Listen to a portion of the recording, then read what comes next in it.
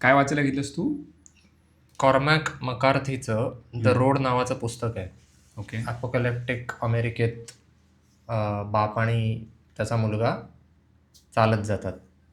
कुठून म्हणजे काय स्टोरी सुरुवात झाली आहे का त्याला? सुरुवात झाली आहे. सुरुवातच अशी अपोकॅलिप्स ऑलरेडी झालेला आहे. हम्म. मला वाटतं कदाचित न्यूक्लिअर अटॅक झाला असावा असा माझा अंदाज आहे. म्हणजे अजून क्लिअर नाही म्हणजे सगळ्याची राख आहे. तो जिकडून Okay. कुठून चालतोय ते सगळीकडे राखच आहे. अच्छा. तो आणि त्याचा मुलगा फिरतायत चालत चालत चालत चालत जिकडे कुठे जात आहेत. त्याच्याकडे एक बंदूक आहे आणि वॉलमार्ट किंवा कुठल्या तरी मार्टमधनं त्यांनी एक ट्रे घेतलेला आहे, शॉपिंग कार्ट, आणि ती ढकलत ढकलत त्याच्यावर त्यांचं सामान भरलेलं आहे आणि रस्त्यात जिथे जे काय चांगलं मिळेल वापरण्याजोगं ते घेतात. पेट्रोल पंपावर जाऊन तिथे ते म्हणजे पेट्रोल पंप सगळा रिकामा आहे, काहीच उरलेलं नाही आहे. पण मग तो त्यात पण सॅल्वेज करून करून असं एक एक ठिबक ठिबक ठिबक थेंब गोळा करून ते सगळं तेल गोळा करून मग रात्रीचा दिवा पेटवायला वगैरे वापरतो. असं काय काय आहे. संसाधन एकदम कमी झालीत म्हणजे कारण सगळ्याची राख झाली, बरोबर, हां. काहीच राहिलेलं नाही, झाडं नाही, काय नाही काय नाही. असं ते तो ज्या भागात आहे तिथे त्याचा स्कोप किती आहे ते काही कळलेलं नाही अजून मला. ओके. आणि पाऊस पडतो, त्याने टार्पोलिन घेऊन मग तो स्वतःला आणि स्वतःच्या मुलाला ताडपत्री आणि स्वतःला असं ते करून घेणार. त्याने तो जेव्हा काय म्हणतात 60 का काहीतरी 60च्या पलीकडे असताना वगैरे, आत्ता 1997 का 98 वाटतं कधीतरी त्याचा दुसरा मुलगा झाला. तो स्वतः तरी कॉर्मॅक मकार्थीला, लेखकाला. अच्छा, लेखक काय नाव त्याचं? कॉर्मॅक मकार्थी. तो स्वतः काहीतरी असा 60त असताना त्याला मुलगा झाला. त्याच्यात तिसऱ्या बायको नॉर्मल असतं. हां, आणि त्या मुलाला त्याने ते पुस्तक वाहिलेलं आहे. म्हणाला की तर मूल होतं पाळण्यात वाटतं होतं मागे झोपलेलं मुलगा तो, आणि हा असा खिडकीच्या बाहेर बघत होता आणि त्याला अचानक असं एकदम एक कल्पना उफाळून आली की बाहेर सगळं काही आग लागली आहे सगळ्या जगाला बाहेरच्या वगैरे वगैरे, असं काहीतरी त्याला सुचलं. आणि मग त्याने गोष्ट लिहिली आहे ती द रोड म्हणून. खूप असा तो चांगलं पुस्तक, साहित्याच्या दृष्टीने चांगलं पुस्तक मानलं जातं. अच्छा. हां, तू रिव्ह्यूज वगैरे बघितलेस त्याच्या आधी? हां, त्या पुस्तकावरच सगळे रिव्ह्यूज आहेत, तर ते वाचले. आणि मग आधीचं पुस्तक वाचलं तेव्हा पण रिव्ह्यू बघितलेलेस तू? तुला आवडलं मुराकामी? मुराकामी, हो. मुराकामीचं मी असं मुद्दाम शोधून या पुस्तकाचे रिव्ह्यू असे नव्हतं वाचलेले. मुराकामीचं कौतुक चिकार ऐकलंय. ओके. म्हणून मी ते वाचलं. म्हणजे मी तुला यासाठी विचारलं की परत असं नको व्हायला ना, की परत पुस्तक वाचायला घेतलं आणि मग ठीक आहे यार. पण ते होणार माझं. मला वाटतं मला असं फार क्वचित होईल की एखादा लेखक अख्खाच्या अख्खा आवडेल, कारण काही गोष्टी आवडतात. मुराकामीचं पण काय, मला न पटलेल्या गोष्टी जरी भरपूर असल्या तरी आवडलेल्या गोष्टी पण आहेत. त्याची मी म्हटलं तसं लेखनशैली आवडली, त्यामुळे मला अख्खं पुस्तक वाचवलं, जरी मला त्यातलं बरंच पटत नसलं तरी. मी आता ते कसं होतं की काही काही गोष्टी, आता बघ हॅरी पॉटर जेव्हा वाचली ना पुस्तकं, तेव्हा जेव्हा मूवीज बघत होतो ना, त्या मूवीजमध्ये असं होतं चित्रपटांमध्ये की अरे काय करतोय फालतूगिरी, हे असं का करतोय, कारण ते मूवीज त्यांनी पटकन बसवल्या आहेत. एक दीड तास आधी काय केलंस? पुस्तक आधी मूवी आधी बघितले. हां, तर मग ते असं वाटतं अरे काय करतोय फालतूगिरी, ही गोष्ट का करतोय हा, त्याला रिझनिंग नाही देत. मला असं वाटेल की हा डंब आहे. मग ते पुस्तकामध्ये तिने लिहिलंय ना की ह्याच्या मनात काय चाललंय, तो विचार काय करतोय, आणि मग ते ओके हे जस्टिफिकेशन आहे. उलट मला पुस्तक वाचल्यानंतर सिनेमे आणखीनच फडतूस वाटले. तुला, कारण त्याच्यामुळे म्हटलं अरे, कारण होतं काय आता अजून एक की तू विचार करतोस की असं का करतो, आणि जर तुला त्याचं उत्तर मिळालं नाही ना, मग तुला वाटतं काय फालतूगिरी, म्हणजे काहीतरी फालतूसारखं काहीतरी लिहून ठेवलंय. पण पुस्तकामध्ये तिने एक्सप्लेन केलंय की अरे हा असं का करतोय, डोक्यात काय चाललंय. आता तसंच एक ना व्हील ऑफ टाईम म्हणून सिरीज आहे. लोक म्हणतात की तिचं पुस्तक खूप छान आहे, तर मी ती सिरीज बघत होतो. त्याच्यात पण असंच दाखवलं की ती एक कोण मेन लीड कॅरेक्टर आहे आणि ती लीड कॅरेक्टर समोर येते विलनच्या आणि काय बघते आणि काय नाही, म्हणजे 10 सेकंद उभी राहते नुसती ब्लँक होऊन, अच्छा. आणि मग ते विलन पळून जाते. मला असं झालं, रे हे काय, आता तुला चान्स होता तिकडे तिला ठार मारायचा. कळले. हा बघायचा का विचार केला होता, पण मी त्याचे रिव्ह्यूज पाहिले की अगदीच बंडल आहे, म्हणून मग मी नाही पाहिलं. हा, कारण मी अजून पुस्तकं त्याची विकत नाही घेतली, ओके. कारण मला ते सिरीज बघून मला ते बिलकुल आवडलं नाही. म्हणलं, अच्छा. काय हा, हा, चाललंय, हा. असं झालं ते. पण बोललो की नंतर बघूया. तू जे मगाशी आता सांगत होतास ना उदाहरण, याचं की असं सगळीकडे संसाधनं कमी झाली आहेत, हा. पोस्ट अपोकलिप्टिक ते सगळं जग दाखवलंय. हम्म. तर एक आउटलायर्स मी आधीच वाचत होतो ना, तर विचार केला की ते पूर्ण करून टाकूया. हम्म. तर त्याचं आता एक प्रकरण वाचतोय. त्याच्यात केंटकीमध्ये हार्लेन नावाची जागा आहे. हम्म. तर त्याचं एक उदाहरण दिले की तिथे सिव्हिल वॉर झाल्यानंतर तिकडे घराण्यांमध्ये खूप मारामाऱ्या व्हायच्या. हा हा हा. हां, तर त्याने लेखकाने ते त्याच्यात मेंढपाळ सगळी कम्युनिटी त्याबद्दल त्याने सांगितलं ना. हां, म्हणजे ते शहर ज्यांनी स्थापन केलं, म्हणजे शहर जिल्हा म्हण, तिथले सगळे ते मेंढपाळ होते.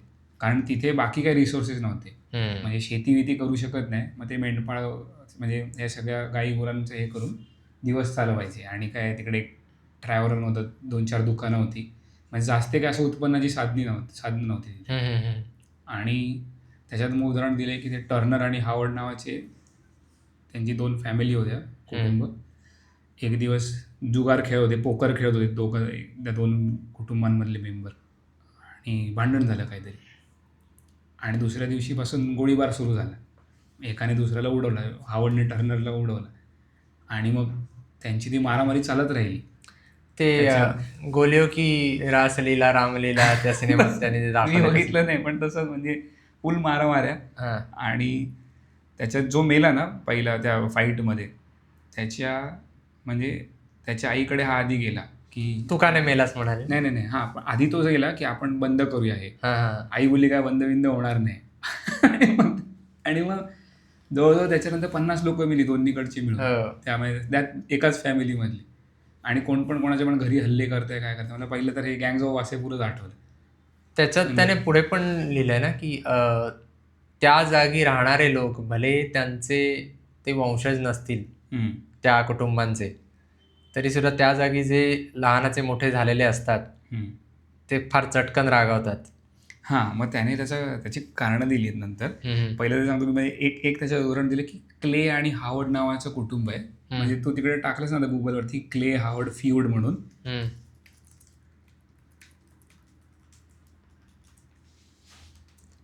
ते क्ले काउंटी वॉर.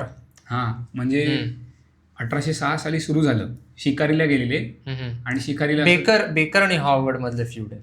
हां, नाही, क्ले पण काउंटीचं नाव क्ले आहे. अच्छा, एक मिनिट. 1806 साली त्यांचा काहीतरी वाद झाला, एकाने दुसऱ्याला काहीतरी गोळी मारली. अच्छा. त्यांचं जे भांडणं चालली त्या कुटुंबाची, ती 1930ला संपली. म्हणजे 1940 इथे दिलंय. ह्याच्यात त्या पुस्तकात 30 आहे का? हां, म्हणजे कोर्टा बिटात काय जायचे, कोर्ट जजला धमकवायचे, इथे काय होणार नाही, जे होईल कोर्टाच्या बाहेर. आणि मग लेखकाने त्याचं उदाहरण, म्हणजे त्याचे कारण काय दिलंय की तो जो भाग होता सगळा जंगलाचा भाग होता, आणि तिकडे जी लोक येऊन राहिली ती UK मधली आणि आयर्लंडमधली सगळी त्यांच्या बॉर्डरला राहणारी लोक होती. ओके. हां, म्हणून काय होतं की जेव्हा शहराच्या, म्हणजे तू राजधानीच्या जवळ असतोस, तेव्हा राजाचं किंवा जिकडे सरकार जे आहे त्यांचं जास्त चालते तिकडे, वर्चस्व असतं. पण जे बॉर्डर एरिया आहेत तिकडे तेवढं लक्ष देऊ शकत नाही. बरोबर. मग ही सगळी लोक तिकडे राहत होती, आणि ही अशीच तिकडे एकमेकांना मारायची, काय काय चालायचं. आणि मग ते नंतर ते जेव्हा US मध्ये आले, अमेरिकेमध्ये, तेव्हा त्यांनी नंतर अशीच जागा निवडली जिकडे शासनाचं काय वर्चस्व चालणार नाही. हां, आणि मग ते एकमेकांना मारायचे, काय काय चालू राहायचं. आणि मग तू जे म्हणालास ना मगाशी की भले ती लोक तिथली, म्हणजे त्यांचे वंशज नव्हते, तिथे वाढलेली लोक होती, ती पण तशीच रागीट होती. त्याचं कारण त्याने सांगितलं की जेव्हा संसाधनं कमी असतात तेव्हा, म्हणजे शेती जर एखादा करतोय तर त्याला दुसऱ्याबरोबर सहकार्य करावं लागणार, की माझी शेती चालली, ह्याची चालली, म्हणजे एकमेकांना मिळून मदत करून आपण एकमेकांना काहीतरी फायदा देऊ शकतो. पण इथे कसं होतं यांच्याकडे, आणि शेती कोण चोरू शकत नाही की तुझं पीक अक्कच्या अक्क कोणी दुसऱ्याने कापून नेलं वगैरे, पळवलं, मेहनत करायला लागेल. ते असतात करणारे, पण केवढं किती करणार तू. पण ही गाई गुरं, मेंढपाळ होते ना, हां, हे पळवू शकतोस तू. मग तुला तिकडे स्वतःचं असं बंदूक घेऊन बसावं लागतं. हां, किंवा काय की तुला वर्चस्व दाखवावं लागतं की यार मी कोणतरी शाण आहे हम्म. आणि जर तू ते केलं नाहीस मग तू पुसका ठरतोस, मग कोण पण येत आणि ते पण कोणी पण यावेळी टपली मारून हो. जावे, तर तसं होणार. म्हणून ते की तिकडे जे वाढले ते पण त्यांच्यासारखे असे रागीट किंवा पटकन आक्रमक होणारी अशी लोक होती. त्यावरनं आणि अजूनही तसेच आहेत, म्हणजे ते त्यांच्या हो. जीन्समध्ये. ते जे तिकडे राहतात आणि वाढतात त्या हा. वातावरणात, हम्म. मग भले ते स्वतः मेंढपाळ नसतील आज, हा. असणारे असतील, पण ते दुसरीकडे कुठे गेले राहायला, पण ते तरी पण पण ते तसे तिथे पडतात. लहानाचे मोठे झालेले आहेत, तर ते त्यांच्या डोक्यात आहे. ते याच विषयावरनं जेव्हा मी आउटलायर्स वाचलं होतं, मला वाटतं आपण त्यावर बोललो होतो, पण तेव्हा अर्थात कॅमेरासमोर बोलत नव्हतो. पण त्यावरनं मला पुणेकर आणि दिल्लीतले लोक याविषयी आपण चर्चा केली होती. कारण तेव्हा आपण म्हटलं की असे का वागतात, म्हणजे पुणेकर आता काय म्हणतात, खूप प्रसिद्ध आहेत यासाठी की ते टोमणेच मारणार किंवा दुसरेपणेच बोलणार, की आपल्याला टाकूनच बोलणार किंवा खोचकपणे काहीतरी बोलतील किंवा असं वगैरे वगैरे. आणि दिल्लीचा माणूस आहे म्हटल्यानंतर अरे दिल्लीतनं आलाय हे फार लांबवर अंतरावर आपण ओळखू शकतो. हा, म्हणजे हरियाणा आणि तो पट्टा, उत्तरेचा तो पट्टा, मग ते आपण पंजाब, हरियाणा आणि कुठेही जातात, धुमाकूळ घालतात वगैरे वगैरे तिथले पर्यटक, आणि हे सगळं आपण बदनाम. हा, तर ते एवढे आक्रमक का असतात विनाकारण, की अरे हा शांत का नाही राहू शकत माणूस. माझा मित्र मला म्हणाला, मी दिल्लीला गेलेलो ना गुरगावला, की धक्का लागला मुंबईत सॉरी म्हणतो आणि आपण निघतो तिथे, की अरे मारामारी झालं. आणि दुसरं असं पण आहे की आपल्याकडे जर मारामारी चालू झाली तर आजूबाजूचे येऊन म्हणतात की अरे सोडून दे जाऊ दे. तिकडे चालू झाली तर आजूबाजूचे पण त्या मारामारीत भाग घेतात. तर ते का होतं, तर या जागा अशा आहेत जिथे इतिहासात सतत त्यांना युद्धाला सामोरं जावं लागलेलं आहे. पुण्यावर येता जाता हल्ला झालेला आहे, आक्रमण सतत झालेलं आहे. दिल्ली, हरियाणा त्यांनी कितीतरी वर्ष त्यांच्यापर्यंत आलेलं, 700 वर्ष इस्लामिक आक्रमण सगळं आत येऊ शकलं नाही, कारण तिकडे ते सतत जेवढं आलं आयात येऊ शकलं नाही म्हणजे आलंच, पण तरी ते तिथपर्यंत राहिलं आणि तिथे सतत त्या युद्ध लढाया सुरू राहिल्या. तिकडनं पश्चिमेकडनं, म्हणजे कुठलं वायव्याकडनं येणाऱ्या सगळ्या आक्रमणांना थोपवून धरण्यात तो सीमेलगतचा भाग सगळा महत्वाचा ठरला. त्यामुळे त्या लोकांना म्हणजे आक्रमक वृत्ती स्वतः त्यांच्यात ती भिनली आहे. हा, पर्याय नव्हता त्यांच्याकडे. पण ती आता पण तशीच राहिली. पण असं नाहीये की तिकडे युद्ध नाहीये, म्हणजे आता आहे अजूनही पाकिस्तान आहे ना तिकडे आता. पण जो माणूस सैनिक नाहीये तो पण त्याच वृत्तीमध्ये असतो, कारण त्या गोष्टीमुळे की त्याचे पूर्वज कोणतरी असतील जे तिकडे सतत. पण फक्त पूर्वज नाही, ते त्या जागेच्या हवेत आता ती संस्कृती रुजलेली आहे. मग जसं तू म्हणतो की पुण्यामध्ये कोण गेला की तो वंशज असावा लागत नाही. तू तिकडे गेलास, त्या भागातली ती संस्कृती, ती सगळी मूल्य, तुझ्या आजूबाजूचे लोक जर तुला सतत आक्रमकपणे तिकडे वागत असतील आणि तुला तिकडे टिकाव धरून राहायचंय, तो होणारच तसा. एक आउटलायर्स मध्ये त्याने अजून एक उदाहरण दिलेलं की कोणतरी एक दुकानदार की बार ओनर होता, त्याच्या बारमध्ये जाऊन बाकीचे त्याची मस्करी उडवायची, काय चिडवायचे त्याला, काय तिथलेच. हा, म्हणजे त्या केंटकी मधलेच. हा, नाही दुसरे म्हणजे केंटकी मधलेच, पण एरियात कोणतरी मला आठवत नाही. अच्छा. पण त्याची मस्करी उडवायची आणि त्याने 2-4 वेळा वॉर्निंग दिली, खूपदा वॉर्निंग दिली की मला चिडवू नका, मला राग येतो. आणि एक दिवस त्याने शॉटगन काढून एकाला ठार मारला, एकाला इंजर्ड केला आणि एकाला डायरेक्ट म्हणजे असा झाला तो जायबंदीत झाला एकदम. ओके. आणि जेव्हा कोर्टात केस चालली तेव्हा ज्युरीमध्ये फक्त एकानेच हे केलं की ह्याला शिक्षा झाली पाहिजे, ह्याने मर्डर केले. बाकीचे ज्युरी बसलेले ते बोलले काय चुकीचं वागला, याने जर हे केलं नसतं तर तो मर्द कसला. अरे म्हणजे त्याने एकेकाने लिहिले की तिकडचे सगळेच तेच होतं की बरोबर आहे, त्याने सांगितलेलं ना मला चिडवू नका, चिडवलं डायरेक्ट गोळी मारली.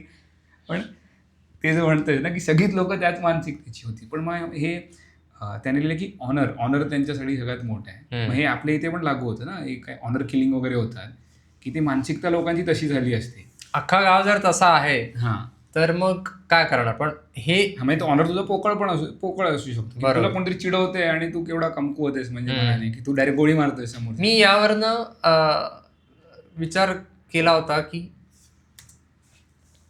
तू एखाद्या संप्रदायाचा असशील, धार्मिक संप्रदाय असेल तुझा, किंवा तू एखाद्या ठिकाणी राहणारा असशील, किंवा तू अमुक एखादी भाषा बोलणारा असशील. मी एक नेहमी पाहिलंय, आता आपण मराठी भाषेवरनं काय काय होतं, लोक राडा होता, अरे मराठी भाषेचा अपमान झाला, हे झाला, मराठीला असं म्हणाला तसं म्हणाला, त्यावरनं आपण बोंबलतो. आता गुजरातमध्ये काय होतं मला माहित नाही, पण महाराष्ट्रात तरी माझा जेवढा संपर्क आलाय गुजराती लोकांशी, मी हे पाहिलं चिल असतात. त्यांच्यासमोर मी गुजराती भाषेला, गुजराती लोकांना काही नावं ठेवली, टोमणे मारले, म्हटलं काय तुम्ही असे असता तसे असता, काही फरक पडत नाही. कारण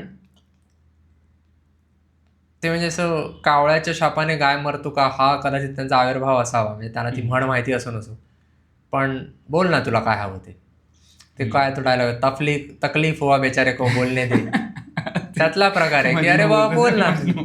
हा तुला काय म्हणायचं ते म्हण, तुला टोमणा मारायचं टोमणा मार, तक्रार करायचं तक्रार कर, मला काय फरक पडतोय. आपली परिस्थिती तशी आहे थोडक्यात. हा, पण आपण लगेच चिडतो, अरे मराठी भाषेला असं म्हणाला, अरे याला तसं म्हणाला, तसं आपल्या लोकांना असं म्हणाला. तर ही इन्सिक्युरिटी आहे. आणि हे आपल्या बाबतीत पण होतं, म्हणजे असं नाही आपण पण येतो. हा, आपण पण येतो त्यात. मला राग येतो जर कोणी काय असं मला दिसलं इकडे सोशल मीडियावर मराठीला कोणीतरी काहीतरी म्हणाला, मला राग येतो. पण तो मुद्दा हाच आहे की तो राग यायचं काही कारण नाही. मला माहिती आहे ना माझी भाषा मस्त आहे, मला माहिती आहे मराठी म्हणून मी कसं आहे, मी काय सुसंस्कृत आहे माणूस.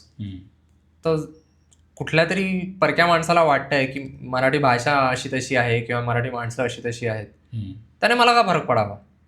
बरोबर. हा, तो एक भाग वेगळा की अरे तू माझ्या घरात घुसून माझा अपमान करतोस असं वाटणं, पण ते सुद्धा कितपत वाटावं किंवा त्याबद्दलची आपण आपली प्रतिक्रिया किती, आपण समोरच्याला किती महत्व द्यावं, हा किती महत्व द्यावं, याने फरक पडतो ना. अतिक्रमण होतंय तुझ्या कुठल्या जागेवर, भाषेवर किंवा कुठल्याही क्षेत्रावर, तर त्याला विरोध करणं हा एक भाग झाला. तो तर्काच्या आधारे करू शकतोस, किंवा आता शेवटी जंगल कायदा म्हटल्यानंतर काय तुझी लॉबी वापर, हे वापर ते वापर, आणि त्यासाठी हे निमित्त म्हणून मराठी भाषेचा अपमान केला वगैरे म्हणून पण वापरून मोकळे होतात. पण त्याचा दुर्गामी परिणाम हाच आहे की आपण आपल्या भाषेबद्दल कोणी काय म्हणायचं नाही, हा आविर्भाव ठेवून उपयोग नाही. कोणाला जे म्हणायचं ते म्हणू द्या, त्यांना त्यांची लायकी दाखवू द्या, त्याने आपल्याला कळेल आपला कोण आणि परका कोण. आपण जर इकडे म्हणत राहिलो की नाही नाही नाही नाही नाही नाही नाही काय बोलायचं नाही, कोणाला काय बोलूच देणार नाही, तर लोक आपल्याशी प्रामाणिकपणे वागणार नाहीत, बोलणार नाहीत. बरोबर. मग कळणार कसं आपल्याला की अरे आपल्या फायद्याचं कोण आहे आणि आपल्या मुळात पाठीत खंजीर खुपसणारं कोण आहे. बरोबर. आणि तुला जर तुझी भाषा जर दाखवायची असेल इतरांना की किती चांगली आहे, तर त्यातला कंटेंट किंवा काय जे असतील, पुस्तकं झाली, पुस्तकं खूप पुढची गोष्ट झाली, पहिले मूवीज येतात किंवा सिरीज येतात, हे हास्यजत्रा वगैरे म्हणजे जे मराठी नाही आहेत ते लोक बघत असतात. अच्छा. हां, आणि ते मला सांगतात रे हा एपिसोड बघ. कारण तू असंच सुरुवात करतोस ना, त्याला इंटरेस्ट काय पॉप कल्चर. हां, तुझं पॉप कल्चर. आता इंग्लिश लोक काय एवढे बघतात, आपण हॉलिवूड मूवीज बघतो म्हणून आपल्याला त्यांची भाषा वगैरे शिकलो आपण, म्हणजे ठीक आहे कामासाठी एक झालं, पण आपण जास्त इथून शिकतो. जर तू मूवीज वगैरे तुझे तेवढ्या लायकीचे असतील, सिरीज वगैरे, तर मग बघणार लोक. आता हे सैराट वगैरे जेव्हा आला ना, झिंगाट गाणं, हां, हे माझे नॉन मराठी मित्र माझ्याबरोबर आले थिएटरमध्ये बघायला, गाण्यासाठी नाही, झिंगाट नाही, सैराट नाव आहे मूवीचं. हो ते माहिती आहे, पण झिंगाट गाणं गाजलं ना चिकार. हां, पण माझं म्हणणं आहे की ते मूवीज म्हणजे तू जर तशी क्वालिटी दिलीस ना तर लोक बघणार, आणि मग लोकांना क्युरिओसिटी जागी होणार की अरे हे काय आहे. तू तशी स्वतःची इमेज क्रिएट करायला हवी, आणि ती तेव्हाच तयार होते जेव्हा तुझा आत्मविश्वास दिसतो. तुम्ही आम्हाला काय म्हणालात तर आम्ही तुमच्यावर भडकू, हे जर आपण म्हणालो. आता बघ गुजरातीचं तसं हे फक्त भाषेपुरतं नाही, ती तुला कल्चरबद्दल बोलते. आता गुजरातीचं बघ तसं नाही आहे इमेज की एवढी हे गरबा सोडला तर बाकी गोष्टी. पंजाबीची आहे. आपण लहान असताना ती गाणी आली बघ सगळी 1995 मध्ये सगळी. आता आपण बघ पॉप कल्चर. हां, आता आपण धुरंधर बघतो, धुरंधरमध्ये पंजाबी गाणी. तेच आहे, तुला काहीतरी असं आवडलं की माणूस स्वतःहून जाणार तिकडे. बरोबर. तर शेवटी काय आहे की आपण आपल्या संस्कृतीचा म्हण किंवा भाषेचा म्हण किंवा तुझं धार्मिक तुझे भावना किंवा तुझं तत्वज्ञान असेल ते तुला पसरवायचं असेल, मुळात त्यामध्ये त्यावर तुझा इतका ठाम विश्वास असायला हवा दुसरा माणूस कोणी काही म्हणू किंवा कसाही वागो त्या बाबतीत, त्याने मला फरक पडता कामा नये. मी त्याने ऑफेंड होता कामा नये. करेक्ट. माझ्या भावना दुखावल्या मी म्हणता कामा नये, कारण गरजच नाही भावना दुखावून घेण्याची. म्हणजे हे बोलणं सोपं आहे, पण आपल्याला हा, बोलणं सोपं आहे, पण मुळात पण आपल्याला ते राबवायला हवं. हां, जर विश्वास असेल तर ते करणं पण सोपं आहे. एक काळ होता असा की आपण कुठेतरी डॉक्युमेंटरी वगैरे बघायचो, नॅट जिओ किंवा अशावर कशावर तरी असायचे, आणि ते काहीतरी जाऊन भारताविषयी एखादी मधनच डॉक्युमेंटरी दिसायची. जेव्हा आपण टी व्ही बघायचो, जेव्हा युट्यूब तितकं नव्हतं, आणि टी व्हीवर कुठेतरी भारतीय लोक कसे करतात, यांना टिकली, हे इकडे टिकली का लावतात, त्यामागे त्यांना अभिप्रेत अर्थ काय आहे, आणि भारतात कास्ट सिस्टीम आहे, हे आहे, ते आहे, म्हणजे वाईट सांगायचे काही नाही. काय जे वाईट सांगायचे आपण हसून सोडून द्यायचो. आणि हे या गाढवांना काय कळत नाही, इतकं साधं सोपं नाही आहे असं म्हणून आपण सोडून द्यायचो. का? कारण आपल्याला आपल्या डोक्यात हे असायचं की अरे मला माहिती आहे काय आहे माझा धर्म, ते हा येऊन काय सांगतो, मला काय गरज नाही. आता आपण ऑफेंड होतो. इंटरनेट आल्यानंतर युट्यूबच्या खाली मी जाऊन कमेंट करायचो, आई हॅट तुला काय माहित नाही वगैरे असं. मग नंतर विचार केला की अरे माझा वेळ या गोष्टींमध्ये वाया जाते. युट्यूब तिकडे खाली आपण भांडतोय, कमेंट करतोय, काय काय फालतूगिरी करतोय. एकीकडे आपला मुद्दा बरोबर असेल, तिकडे कमेंट करून काही उपयोग गरज नाही, आणि त्यांना पडलेलं नाही. तू एकीकडे कितीही म्हण की बाबा आपण सहिष्णू आहोत, बरोबर आहोत, ठीक आहे, आपलं तत्वज्ञान सहिष्णू आहे, पण प्रत्यक्षात आपली वृत्ती कशी होत चालली आहे. आपण आमचा अपमान नाही करायचा, हे नाही करायचं, ते नाही करायचं. आणि म्हणजे प्रत्यक्षात म्हणजे हे पण नाही मी म्हणत की बाहेर पडल्यावर लोक तसे नाही आहेत. लोक अजूनही सहिष्णूच आहेत बहुतेक लोक, पण इंटरनेटवर आपण दादागिरी करत फिरतो जगासमोर. आपण इंटरनेट बोली झालेलो आहोत भारतीय लोक. आणि ते ठीक आहे, मी त्याचं काय म्हणतात, त्याच्या दोन बाजू आहेत, हे मान्य आहे की आपलं नॅरेटिव्ह पुश करत राहायला हवं वगैरे वगैरे, सगळं कथानक तुझं जायला हवं पुढे, किंवा लोकांनी काही उलटसुलट तुझ्याविषयी म्हटलं. आता भारतीयांना सिव्हिक सेन्स नाही म्हणून ते जगभर सगळीकडे चालू आहे. फक्त असं नाही की आपल्याच लोक एकमेकांना नावं ठेवतात की अरे आपले लोक जातात आणि शिव्या खातात. पद्धतशीरपणे चालू आहे. मुद्दामून मला दिसतात तशा प्रोफाईल्स की त्या मुद्दामून तयार केल्यात किंवा मुद्दामून अशासाठी वाढवतात की फक्त काही ना काहीतरी कारण काढून पसरवायला भारतीयांविरोधात काहीतरी. आता कुठेतरी अमेरिकेत एक मारुतीची मूर्ती उभी केली आहे, ती स्टॅच्यू ऑफ लिबर्टी पेक्षा सुद्धा उंच आहे वाटतं, आणि ती काहीतरी अमेरिकेतली चौथी सगळ्यात उंच मूर्ती आहे का असं काहीतरी आहे का, माहित नाही, आता मला आठवत नाही की म्हणजे कितवी उंच आहे ते आठवत नाही. त्याने त्याच्याबद्दल हे बघा, हे लोक यांचं आणतात आपल्याकडे 90 फीट काय, मारुतीची मूर्ती बांधली तर काय मोठं केलं असं ते जाऊन दुसऱ्यांना सांगतायत का की तुम्ही हिंदू व्हा किंवा काय व्हा. त्या लोक त्यांचं बघतायत ना, काय ते लोक तिथे राहत आहेत, प्रायव्हेट प्रॉपर्टी आहे, त्यांना हवं ते करू शकतात. पण एक प्रश्न आहे, आपण भारतीय एकमेकांना जबाबदार धरतोय म्हणजे की हे फालतूगिरी करतायत.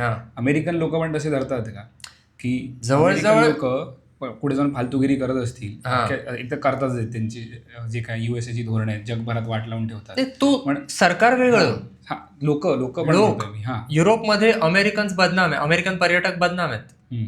पण अमेरिकन लोक बदनाम करतात का की बघा अमेरिकन लोक बाहेर काय करतात? असतात, सगळ्या प्रकारचं असतं. म्हणजे ते तेवढ्या पातळीवर होतं की नाही मला माहिती नाही.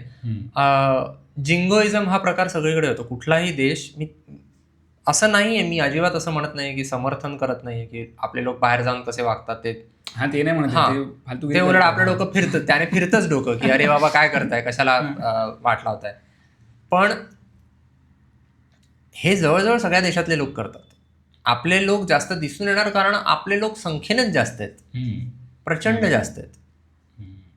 तर युरोपमधले ती लोकसंख्या त्यांना प्लेग होऊन मेली लोक, ती उरले सुरले त्यांनी स्वतःच 2 महायुद्ध करून मारून टाकले. त्यात आपले पण मारले, पण त्यांचेच शहराच्या शहरं बेचिराग झाली.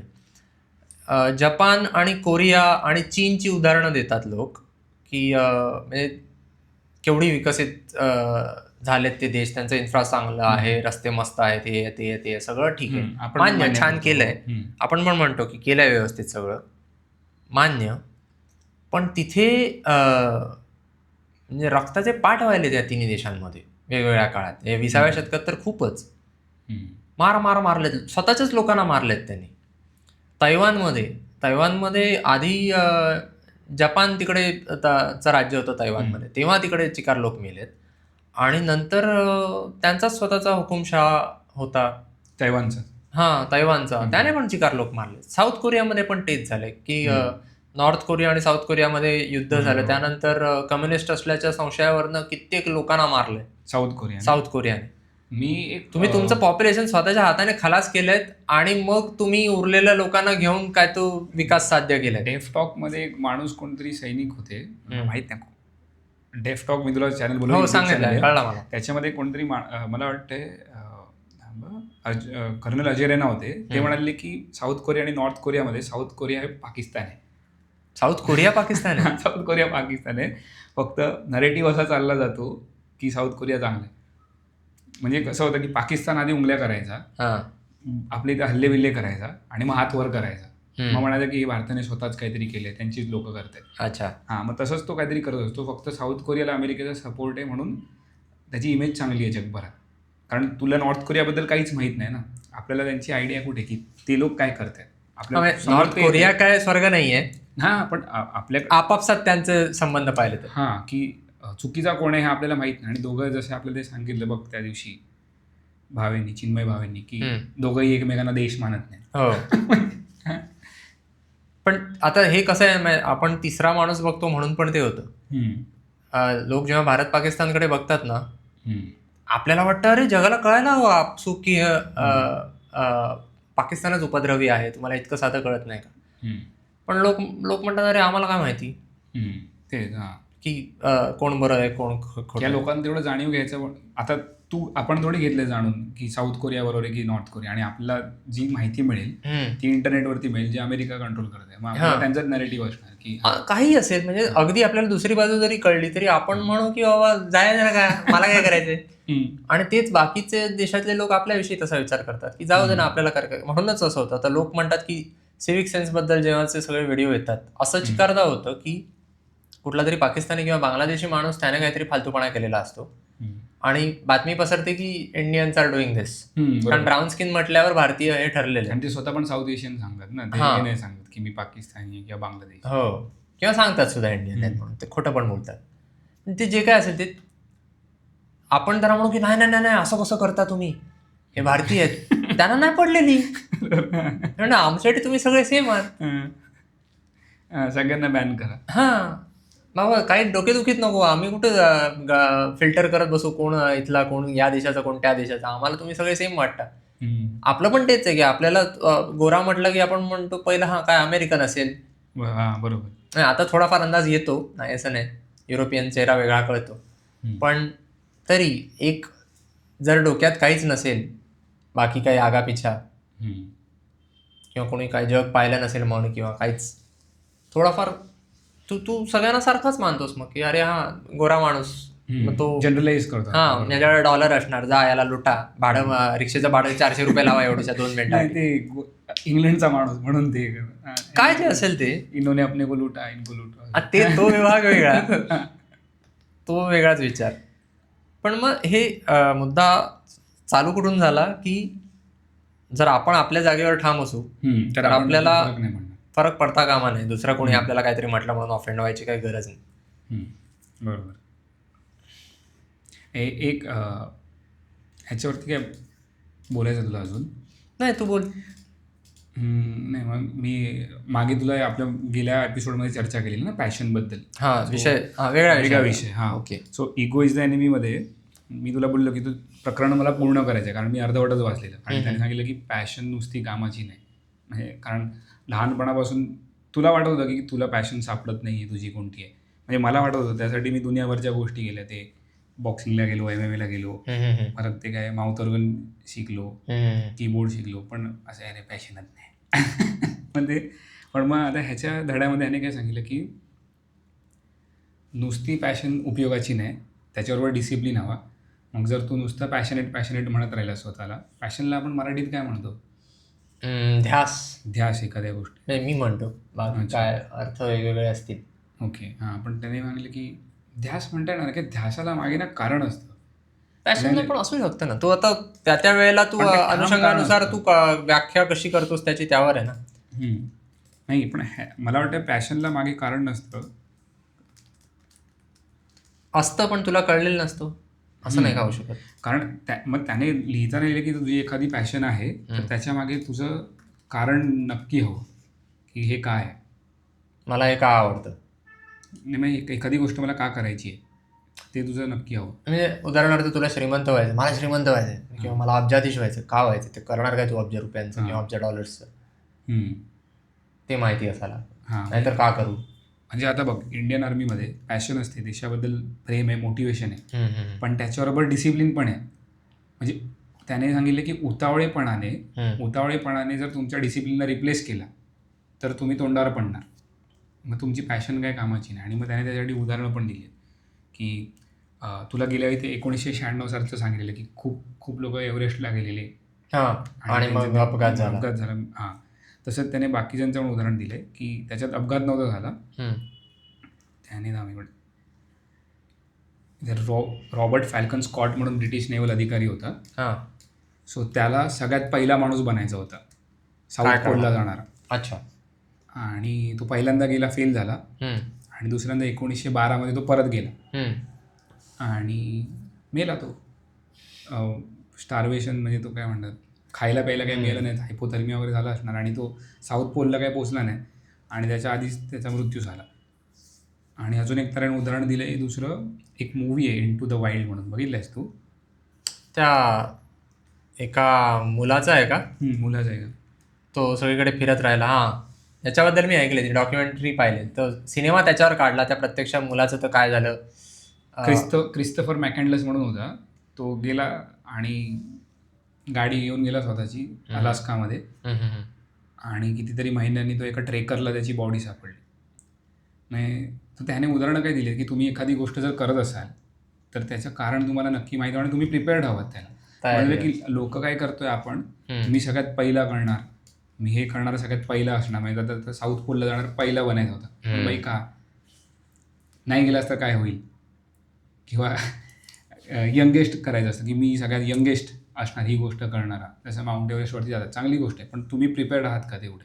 म्हणजे तुमचं प्रिपेरेशन जर कमी असेल तर मग चान्सेस आहेत की त्याच्यात तुम्हाला धोका, म्हणजे काय म्हणतात, फेल व्हाल तुम्ही. इथे बघ, आपल्या सगळ्या डिक्शनरी आहेत ना, त्यांनी तर पॅशनला नकारात्मक शब्द म्हणूनच घेतलेले आहे. कोश चिकार आहेत, शासन व्यवहार कोश, मानसशास्त्र परिभाषा कोश, ज्ञान व्यवहार कोश. पॅशनचा अर्थ विकार, मनोविकार, वेड, and enthusiastic interest or direction of the mind, या अर्थाने वेड.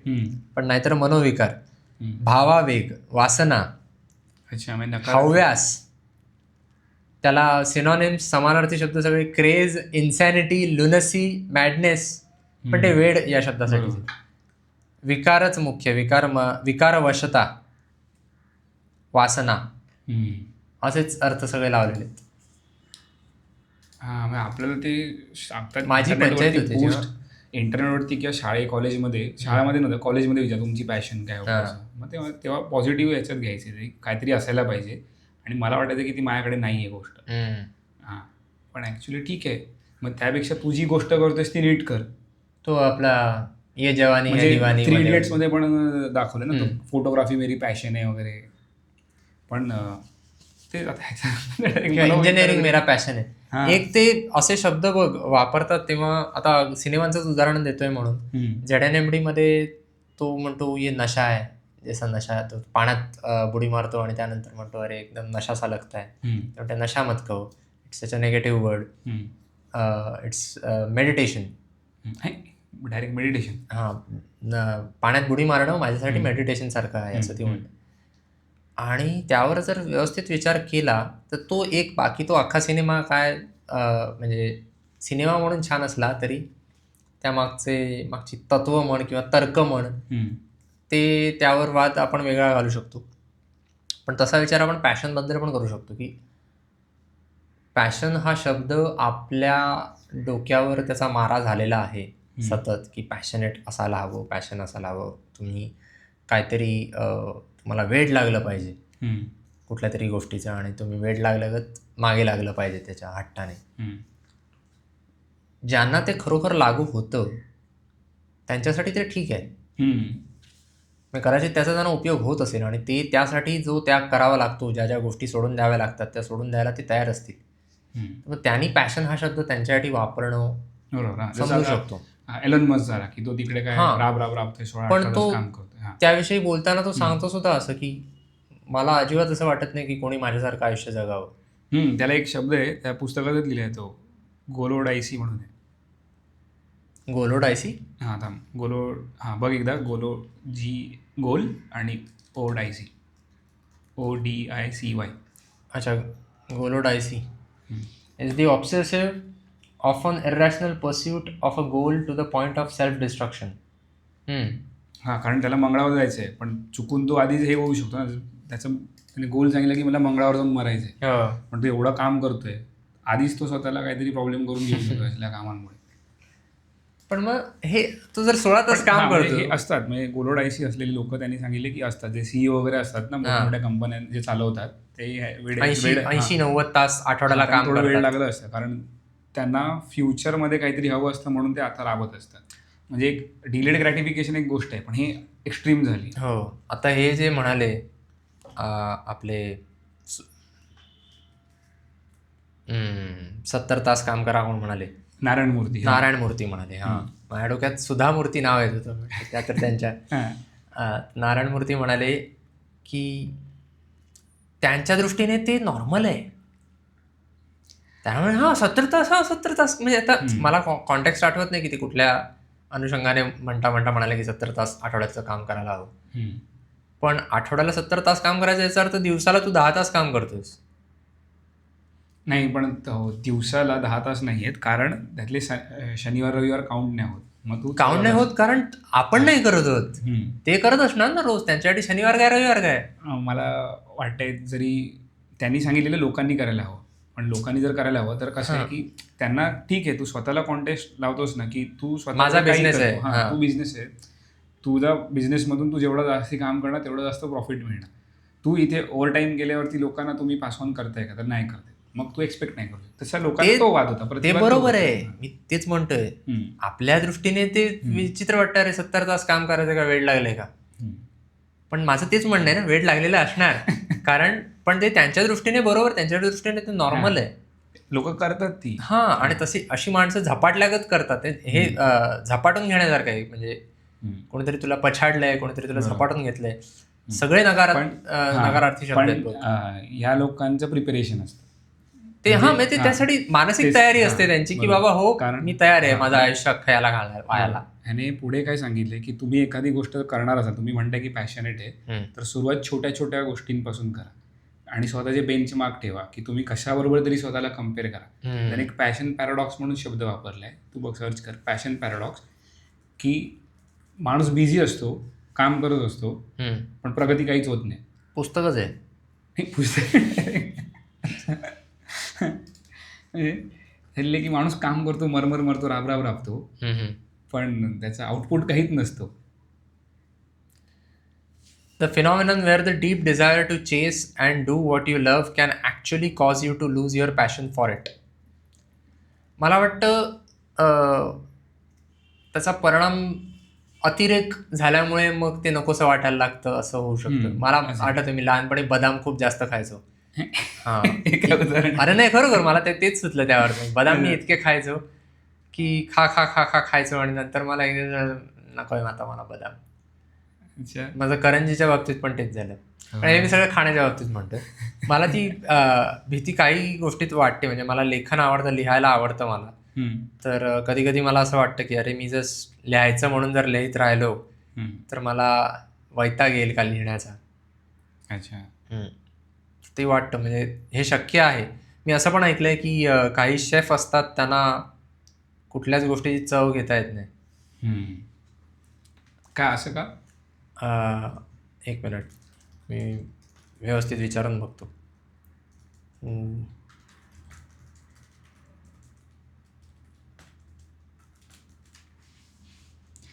UPSC एक्झाम हे होऊ शकतं ह्याच्यासाठी.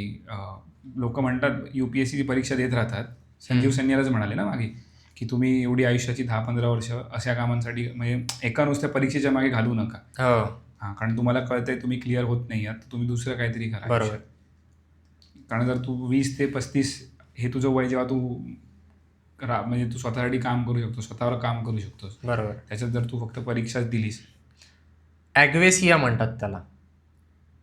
Chefs can lose their sense of taste. Okay. This condition known clinically as agwesia हम्म. can occur temporarily or permanently due to medical trauma, neurological illness, or the intense physical demands of the restaurant industry. चवच जाते म्हणजे जो आणि तरी ते करत राहतात. हम्म.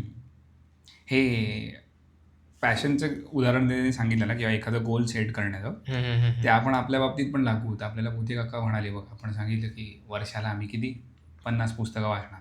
हां सुरुवात आपण वाचतच नाही होत, आपल्याला डायरेक्ट मोठं काहीतरी करायचं आहे. पण मग छोटं छोटं तेच की छोटा टेस्ट आहे. आता आपण कसं ठरवलंय की थोडं तरी काहीतरी वाचूया, म्हणजे एक प्रकरण तरी वाचूया पुस्तकातलं आठवड्याला. मग ते आपल्याला जमते की आठवड्याला एक पुस्तकपेक्षा एक प्रकरण तरी जमते. मग त्यानिमित्ताने आता हे अगाथा ख्रिस्ती पूर्ण झालं.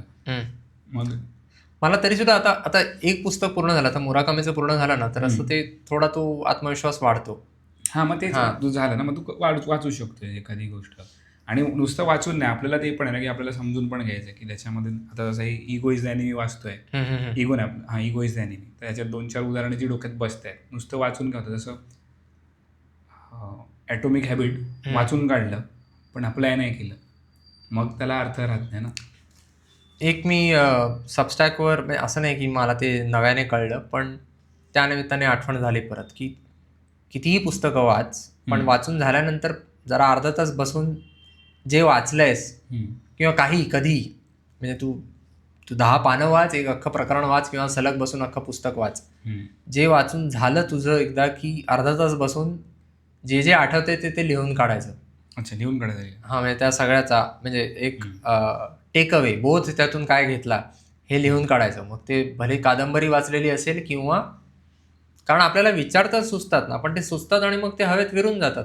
हां अरे, आणि मग जातं ना, मग ते आपण ठेवत नाही डोक्यात, ते राहायला हवं डोक्यात. नाहीतर तेवढा वेळ त्या पुस्तकात देऊन फायदा काय झाला. मला ते करायचं यार की काही तास तर लागतात पुस्तक वाचायला. पेन आणि वह्या सगळीकडे हव्या घरामध्ये, किंवा जिथे पण काम करतो तिथे, की विचार आले की लिहून काढले. कारण मला मागे वाचलेलं की रॉकफेलर रात्री झोपताना बाजूला ते पुस्तक ठेवायचं असं. तसं आपल्याला पण करतात, कारण आपल्याला झोपेत काय काय सुचत असतं अर्धवट झोपेत, आणि दुसऱ्या दिवशी सकाळी आठवत नाही की अरे काय होतं. माझं काय होईल माहिती आहे का, जर मी वही आणि पेन बाजूला ठेवलं, झोपणार नाही. आम्ही झोपणार नाही. वही पेन बाजूला आहे असं होईल.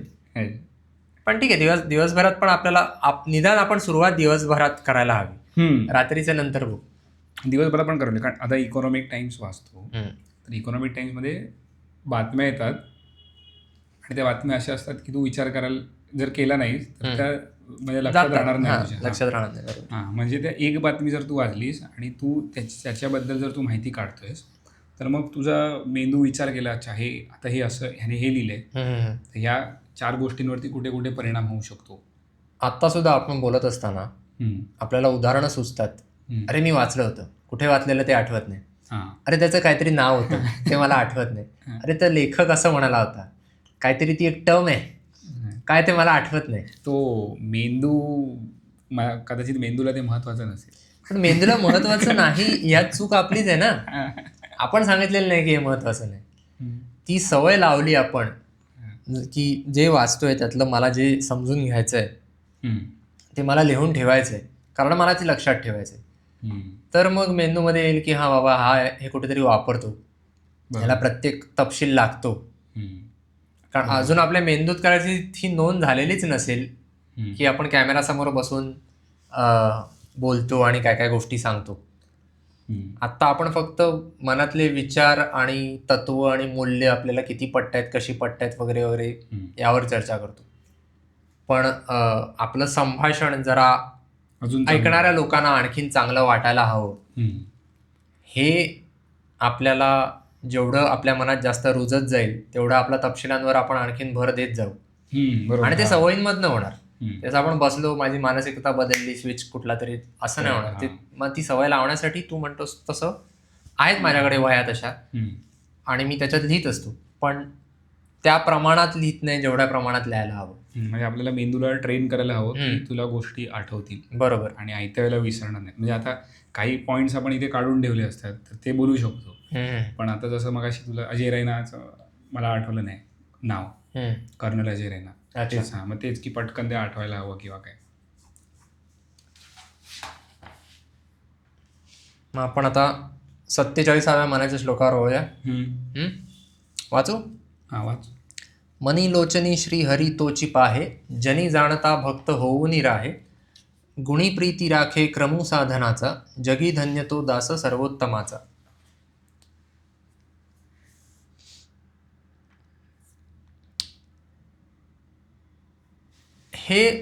हा श्लोक सुधारलेल्या माणसासाठी आहे. म्हणजे मला तरी हा लागू नाही होत, कारण अजून त्या पातळीवर मी पोचलोच नाहीये. जेव्हा आपण जाणते होऊ, मला वाटतं पहिल्या 46 श्लोकांवरच आपण पुन्हा पुन्हा करायला हवं, कारण हे आता पुढे गेले आणि आपण अजून तिथे नाही होत. मी तरी तिथे नाहीये. असं तर वाटत नाही ना की बाबा मी जाणता भक्त झालोय, कारण जो काही आदर्श मानलाय त्याच्या 10% तरी पोचायला हवं. मग आपण म्हणू शकतो की बाबा ओके ठीक आहे. जो भगवत भक्त अंतर्यामी भगवंताचे निर्गुण रूप पाहतो व बाहेर डोळ्यांनी भगवंताचे सगुण रूप पाहतो, जो ज्ञानवान भक्त बनून जगात वावरतो, जो सगुणाचे प्रेम टिकवतो आणि साधनाची परंपरा कायम ठेवतो, असा पुरुष सर्वोत्तम भगवंताचा जगातील उत्कृष्ट भक्त होय.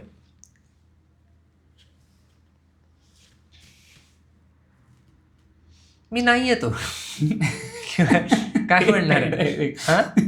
तसं नाही, म्हणजे आधीचे जे श्लोक आहेत त्याच्यात आपण एक वेळ म्हणू तरी शकतो की बाबा हो मी असं व्हायला हवं.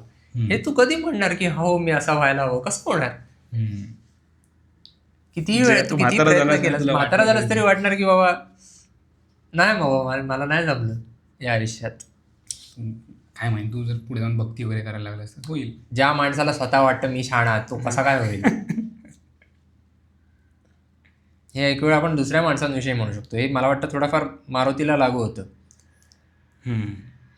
जर आपल्याला मारुतीचं कौतुक करायचं होतं, इकडे बघ, त्यांनी 47 ते 56 मनाचे श्लोक त्यांनी एका गटात ठेवलेत बेलसरेंनी. भगवंताची खूण पटलेल्या पुरुषाचे वर्णन असं म्हणून.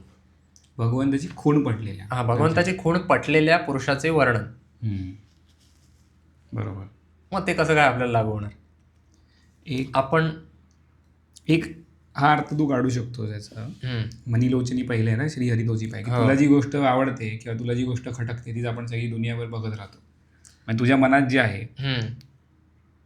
आपण बघ ना, आपण सतत आपल्याला वाटत राहतं आधी की अरे हा कचरा करतोय, तो कचरा करतोय, आणि आपलं मनात ते आहे की लोक कचरा करतात आणि म्हणून आपण त्यांना बघत राहतो, आपण त्यांना शोधत राहतो रस्त्यावर. अरे हा मगाशी आपण जेव्हा बोलत होतो की कुठे फिरायला गेलं की हे दिसतात, हे असे वागणारे दिसतात, ते तसं वागणारे दिसतात, कारण आपण तेच बघत जातो.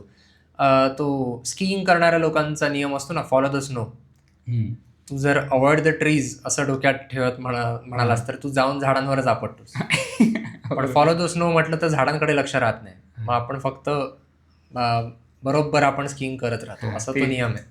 ते ड्राईव्ह जेव्हा शिकवत होतो ना गाडी चालवायला, मित्र बाजूला बसला असायचा, अरे तो वागतो, धावत येतो तिकडून, असं तू रस्त्याकडे बघ, त्याच्याकडे बघून त्याला उडवशील करतोय ना. जिथे बघतो तिकडे आपोआप आपण जातो. तर ते होता कामा नाही. मग इकडे मनी लोचनी श्री हरी तोची पाहे, जनी जाणता भक्त होऊन राहे. जो जगात जाणता भक्त होऊन वावरतो तोच मनात, म्हणजे हे आहे की तू आतून बाहेरून सारखा असायला हवास. आतून बाहेरून तुझ्या डोक्यात तेच असायला हवं. हे की तू आतून जर बदललास तर तू बाहेरून ते तुझं रिफ्लेक्शन दिसणार लोकांना किंवा तुला स्वतःला. हो, असं होणार नाही की तू आतून काहीतरी म्हणजे खूप चांगलं आहेस आणि तू बाहेर लोकांना वाईट वागवतोयस. पण तू तसा स्वतःचा समज करून घेऊ शकतोस ना. आता त्या बॅटमॅन बिगिन सिनेमात तो म्हणतो ना की all this I am not just this, inside I am more. आणि मग ती म्हणते it's what you do that defines you. ते मनात सगळ्या प्रकारचे विचार येतात, सगळ्या प्रकारच्या कल्पना येतात, सगळ्या प्रकारचा राग मनात साचलेला आता असतो. एक सांगतो बघ, ह्याच्यात कसं अगाथा क्रिस्टीचं पुस्तक जे वाचलं ना, रिचर्ड वॉरविक कॅरेक्टर होतं, बोललो ते गोळ्या वगैरे मारत होतं पक्षाभिक्षांना काहीतरी असंच. मग त्याच्यात तो एंडला तो म्हणतो की हा जो कॅरेक्टर आहे हा अचानक वाईट नाही झाला, म्हणजे हा आधीपासून वाईट होता, फक्त तो काय अपंग झाला त्याच्यानंतर त्यातलं ते वाईट गुण बाहेर आले सगळे. म्हणजे तो आधी पण तसाच होता, फक्त तो लोकांना दाखवत नव्हता. तुझे गुण किंवा दुर्गुण जे काय असतील ते बाहेर येण्यासाठी पोषक परिस्थिती निर्माण झाली की ते आपोआप बाहेर येणार. हां, म्हणजे त्याने फक्त कारण दिलं की मी आता अपंग आहे म्हणून मी हे करतोय, लोकांना त्रास देतोय, कोणाला पण गोळ्या मारतोय, पाय हे करतोय सगळं, मुलाला एका तो उडवतो असाच गाडीने. अच्छा. म्हणजे तो वाईटच असतो. म्हणजे त्याने सांगितले, तो म्हणतो की हा आधीपासून वाईट होता, तुम्हाला ते माहीत होतं, फक्त तुम्ही त्याची सारवासारव करत होतात. आणि जेव्हा तो अपंग झाला त्याच्यानंतर त्याने कारण दिलं की मी असा झालो म्हणून मी असा वागतोय. हे पैशाच्या बाबतीत बऱ्याचदा असतं की पैशामुळे लोक वाईट होत नाहीत, पैशामुळे लोकांचा खरा रंग बाहेर येतो. पैशाच्या अभावामुळे असेल किंवा पैसा मिळाल्यामुळे असेल, त्यामुळे माणूस खरोखर कसा आहे ते दिसून येतं. ते एक वाक्य आहे ना त्याचं, कोणाचं ते काम काय वाक्य होतं की तुझ्याकडे जेव्हा काही नसतं तेव्हा तुझे पेशन्स दाखवतात की तुझी क्वालिटी काय आहे, आणि जेव्हा तुझ्याकडे सगळं आहे तेव्हा तुझा ॲटिट्यूड दाखवतो. ॲटिट्यूडमुळे कळतं की तू काय माणूस आहेस. कारण जेव्हा तुझ्याकडे काहीच नाही तेव्हा तू चोऱ्या माऱ्या करून पण पैसे कमवू शकते, काहीतरी करशील, मग ते पेशन्स. वेन यू हॅव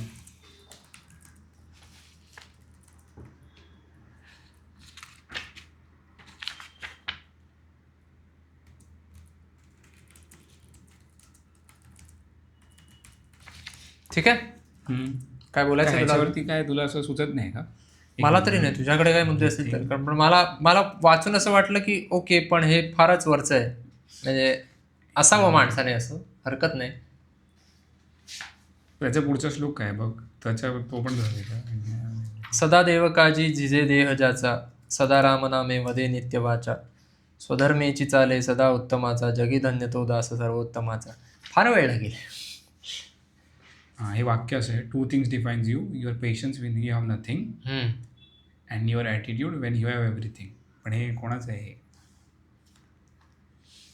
याचं नेटवर्क कोणीही तरी तयार केलेलं आहे का? तिकडे अब्दुल कलामांचा फोटो आहे, पण कोणीही असू शकतं, मला माहिती आहे कोणाचं. हां, दुसरं काय होतं बोललास तू? मी ऐकलं नाही, सॉरी. दुसरं आपण हवं तर नंतर, कारण मला आत्ता वाटतंय, आता मी म्हटलं तसं की आपण जेव्हा वाचतो तेव्हा आपल्याला वाटतं की अरे यात काय नाही आहे विशेष, आणि नंतर त्यावर विचार करायला लागतो आपण. भले आपण सुरुवातीला आधी त्यावर अभ्यास केलेला असला तरी त्याबद्दल विचार सुचतात ते वेगळ्या वेळी सुचतात. ते याने जेम्स क्लिअरनेच सांगितलेलं आहे की तू एखाद्या विषयावर भरपूर अभ्यास करशील आणि तरीसुद्धा तुला काहीतरी त्यातनं जे सुचायला हवं आहे तुला ते जर सुचत नसेल तर बाहेर जा आणि एक फेरी मारून ये, युरेका किंवा आंघोळ करायला बस, किंवा काहीतरी वेगळं करायला घे ज्याच्यात तुला तुझं डोकं वापरावं लागणार नाही. कारण जेव्हा तू अगदी शांत आणि रिलॅक्स होशील तेव्हा अचानक तुझ्या डोक्यात येईल ती कल्पना, तुला नेमकं हवं ते उत्तर तुला तेव्हा मिळेल. अच्छा, एक दुसरं त्याची जी लाईन होती ना की जगी जाणता भक्त होऊन राहे, त्याचं असं असू शकतं की तुला जेव्हा खूप माहिती असते, तू जेव्हा शहाणा असतोस, शहाणा म्हणजे एखाद्या फील्डमध्ये तू असतोस, तेव्हा तू लोकांना जाऊन त्याचं बडबड करत बसत नाही. ज्ञान पाजळायला जात नाही की बाबा मला यातलं कळतं जास्त. हां, जे मी आपण करत होतो आधी, आता कमी झाले, पण आपण जातो मला माहिती आहे 4 मित्रांमध्ये बसून. तू मागच्या एपिसोडमध्ये म्हणाला होतास की तू इतिहासाचं जाऊन सांगायचंच लोकांना. मग हे तिकडे रिलेट होतं ना की जो खरोखर जाणत आहे तो स्वतःची तो व्हॅल्यू हे नाही करत, की कमी नाही करत एखादी गोष्ट लोकांना फुकट देऊन. इथे ते नाही आहे, इथे तो त्यासाठी देत नाही, इथे तो इतरांना तुच्छ लेखत नाही. आपल्याला समजायला हवं की कुठल्या लोकांमध्ये असताना कोणते विषय काढायचे आणि त्या विषयांवर सुद्धा आपली अक्कल किती पाजळायची हे ना थोडक्यात. पण मुळात समोरचा जर विचारत नाहीये तर का पाजळायची अक्कल? त्याच अर्थाने म्हणतोय मी की एखाद्याला नाही आहे रस त्या विषयात तर ठीक आहे, नाही आहे, किंवा रस नसेल किंवा समज नसेल त्याची तेवढी, आणि तेवढं आपल्याला कळत असेल की बाबा या माणसाची पोस्ट तेवढी नाही. किंवा एखाद्याला रसही असेल पण जर तो तुला विचारत नाहीये, मग तू स्वतःहून सांगतोय काय गरज आहे, मग तो आपल्याला म्हणेल मला नको शिकवू. नाही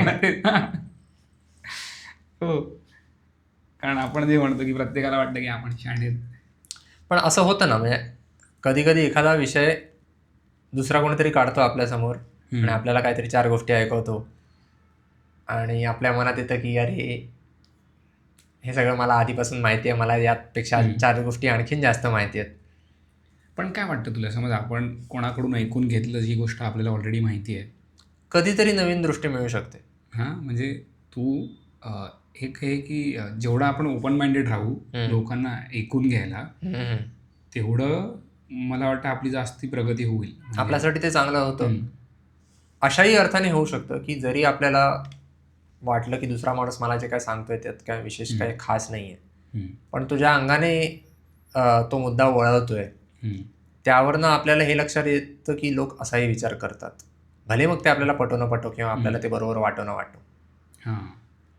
आपल्याला हे कळू शकतं, वेगळी दृष्टी मिळू शकते, दृष्टिकोन की अरे हा माणूस मूर्ख आहे असं जरी मला वाटलं तरी अच्छा असे मूर्ख पण असतात जगात, किंवा तो मूर्ख काहीतरी वेगळा पॉईंट पण सांगू शकतो. मी तुला म्हणतो अगदी टोकाला नाही की अगदी तू दुसऱ्या माणसाला तू मूर्खात काढ, पण त्यानिमित्ताने तुला ही जाणीव होते की अच्छा असेही लोक असतात.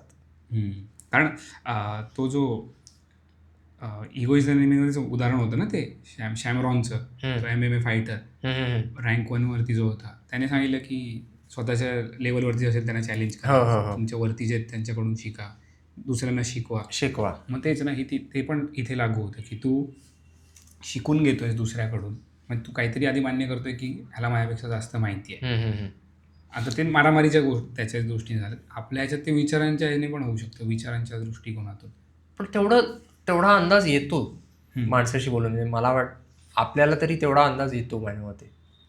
इतके तर आपण डड्डबा नाही आहोत की बाबा कळू नये की आपण कोणाशी बोलतोय त्या माणसाला यातलं काय कळतं किंवा काय नाही. मी एकदा ते बसने जात होतो गावी, बाजूला कोणतरी बसलेले, मला बोलत होते मी करोडपती आहे. मी म्हणतो ओके, तर माझी एवढी प्रॉपर्टी आहे आणि चालूच होते.